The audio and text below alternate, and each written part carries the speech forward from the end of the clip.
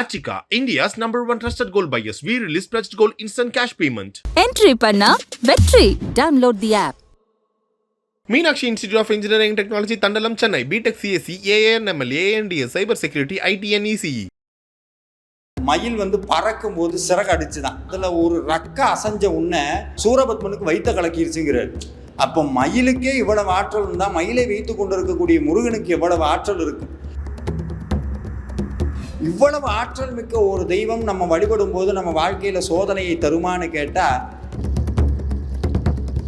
இதே திருச்செந்தூர் மண்ணுக்கு ஒரு சில வருஷத்துக்கு முன்னாடி வரும்போது நான் யாருன்னு யாருக்குமே தெரியாது. கூட்டத்தோட கூட்டமாக எங்கேயோ உட்காந்து இதே கூட்டத்தோட சண்முகரை பார்த்துட்டு வெளியே வந்தேன்.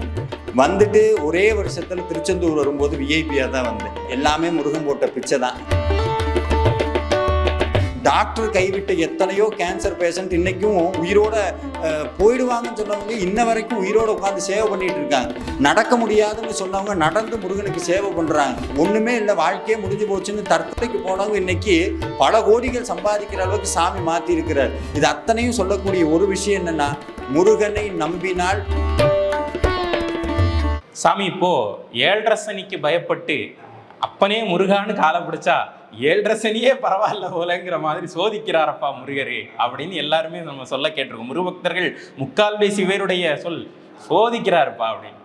சோதனை முருகபக்தர்களுக்கு எதை அதுல சொல்ல வர்றார் முருகர்? அற்புதமான ஒரு கேள்வி.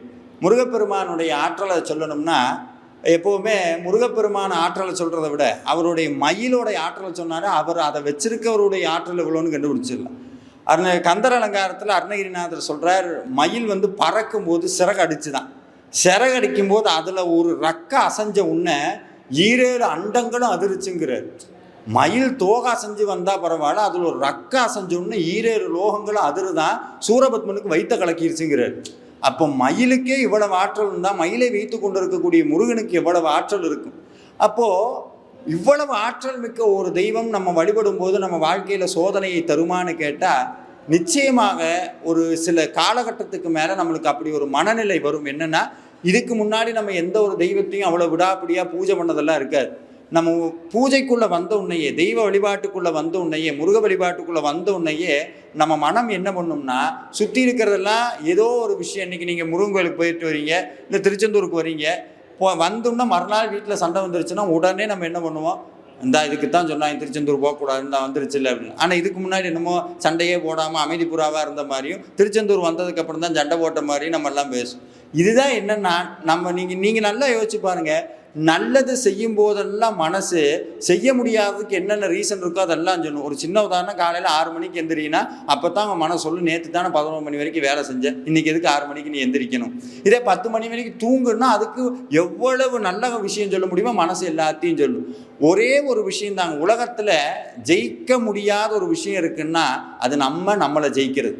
அப்படி முருக வழிபாட்டுக்குள்ளே சுவாமி அந்த டெஸ்ட்டை தான் முதல்ல வைப்பார். நீ உன்னை ஜெயிக்கிறியா? ஏன்னா முருகனே சூரபத்மனோட 18 வருஷம் போர் பண்ணாருன்னு சொல்லுது. நினைச்சா ஒரு செகண்ட்ல எல்லாத்தையும் மாற்றக்கூடிய தெய்வமே 18 வருஷம் போர் புரிகிறாருன்னா காரணம் என்ன? போராடித்தான் வாழ்க்கையில ஜெயிக்கணும். 1. 2வது, முருகன் நினைச்சாருன்னா மாம்பழ தோட்டம் என்ன, மாம்பழ உலகத்தையே உருவாக்கி இருக்க முடியும். ஒரு மாம்பழத்துக்காக சுற்றி வராரு. சுற்றி வந்ததுக்கப்புறம் கிடைக்கலன்னு பழனிக்கு நிற்கிறார்.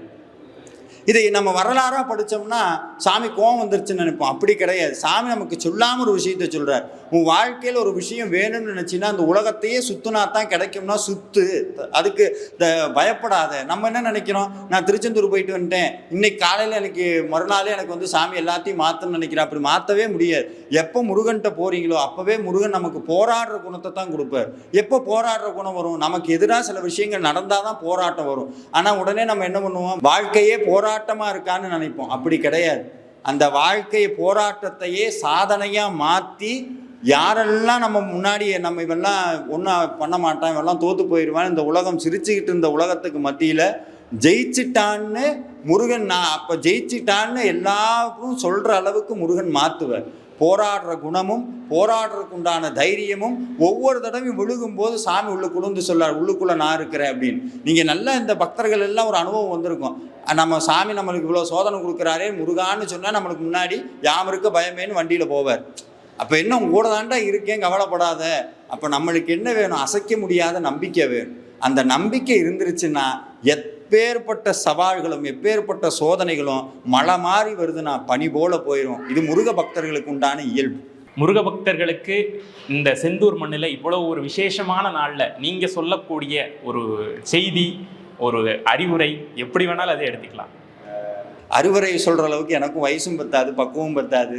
அனுபவத்தை சொல்கிறதுக்கு என்கிட்ட சில விஷயங்கள் இருக்குது. இதே திருச்செந்தூர் மண்ணுக்கு ஒரு சில வருஷத்துக்கு முன்னாடி வரும்போது நான் யாருன்னு யாருக்குமே தெரியாது. கூட்டத்தோட கூட்டமாக எங்கேயோ உட்காந்து இதே கூட்டத்தோட சண்முகரை பார்த்துட்டு வெளியே வந்தேன். வந்துட்டு ஒரே வருஷத்தில் திருச்செந்தூர் வரும்போது விஐபியாக தான் வந்தேன். இது நான் பெருமைக்கு சொல்லலை, எல்லாமே முருகன் போட்ட பிச்சை தான். இன்றைக்கி இந்த கும்பாபிஷேகத்தில் மேலே தண்ணி ஊற்றும் போது கண்ணில் எங்கன்னு தண்ணி ஊற்றுச்சு. அதாவது சாமி சொல்கிறார், பேற்றை தவம் சற்றும் இல்லாத என்னை பிரபஞ்சம் என்னும் சேற்றை கழிய வழிவிட்ட வாங்குறார். எதுக்கு ஏன் எனக்கு இவ்வளவு கொடுத்த? நான் என்ன அப்படி உனக்கு பண்ணிட்டேன் அப்படின்னு. உடனே நீங்கள் நினச்சக்கூடாது எனக்கு பேங்க்கில் நிறையா இருக்குன்னு. அப்படி கிடையாது. மனசு நிறைய சந்தோஷம் இருக்குது. இந்த சந்தோஷம் எப்படி இருக்குன்னா, எது இருந்தாலும் இல்லைனாலும் முருகன் என் கூட இருக்காருங்கிற அந்த ஒரு விஷயம் என்னை எல்லா விஷயத்திலையும் சந்தோஷமாக வச்சுக்கிறது. எனக்கு மட்டும் இல்லை, யாரெல்லாம் முருகனை முழுசாக நேசிக்கிறாங்களோ, யாரெல்லாம் முருக பக்தியில் இருக்காங்களோ, உண்மையான முருக அடியார்கள் அத்தனை பேருக்கும் முருகன் என்னைக்கும் நம்மளை விட்டு பிரியறது கிடையாது. அருணகிரிநாதர் ஒரு வார்த்தையை சொல்லுவார், முருகா என்னைக்கு என்னை விட்டு போயிடாத, எப்போ நான் கூப்பிட்டாலும் என் முன்னாடி வந்து நில்லு, சென்றே இடங்கள் கந்தா எனும்போது செஞ்சேவல் கொண்டு வருவாயே. அப்படி நீ கூப்பிட்டினா முருகன் வருவாரா வரமாட்டாரான்னு சந்தேகப்படாத. நீலச்சிகண்டி ஏறும் பிரான் என் நேரத்திலும் கோல குரத்தியுடன் வருவான்னு சொல்கிறார். இன்னைக்கும் எத்தனையோ அடியார்களுக்கு நாங்கள் ஒவ்வொரு மாதமும் வாழ்வை மாற்றும் வேல்மாறல் வழிபாடுன்னு பண்ணிகிட்டு இருக்கோம். அதில் டாக்டர் கைவிட்ட எத்தனையோ கேன்சர் பேஷண்ட் இன்றைக்கும் உயிரோட போயிடுவாங்கன்னு சொன்னவங்க இன்ன வரைக்கும் உயிரோடு உட்காந்து சேவை பண்ணிகிட்டு இருக்காங்க. நடக்க முடியாதுன்னு சொன்னவங்க நடந்து முருகனுக்கு சேவை பண்ணுறாங்க. ஒன்றுமே இல்லை, வாழ்க்கையே முடிஞ்சு போச்சுன்னு தற்கொலைக்கு போனவங்க இன்றைக்கி பல கோடிகள் சம்பாதிக்கிற அளவுக்கு சாமி மாற்றிருக்கிறார். இது அத்தனையும் சொல்லக்கூடிய ஒரு விஷயம் என்னென்னா, முருகனை நம்பினால் ஒருபோதும் சுவாமி கைவிட மாட்டார். முருகனை நம்பினால் சுவாமி கைவிட மாட்டார். முருகனை முழுசாக நம்புங்க, முருகனை முழுசாக நேசிங்க, முருகனை நினச்சி உருகுங்க. அப்போ உங்களுக்கு ஒரு விஷயம் ஒரு என்னன்னா, யாம் இருக்க பயமேன்னு என்னைக்கு சுவாமி கூட இருப்பார். இன்னொரு உற்சவமூர்த்தி இருக்கிறார், அவரோட பேர் குமார விடங்கர்னு பேர். அவரும் ஒரு தனி திருவிழாவை ஏற்றுக்கொள்ளுகிறார்.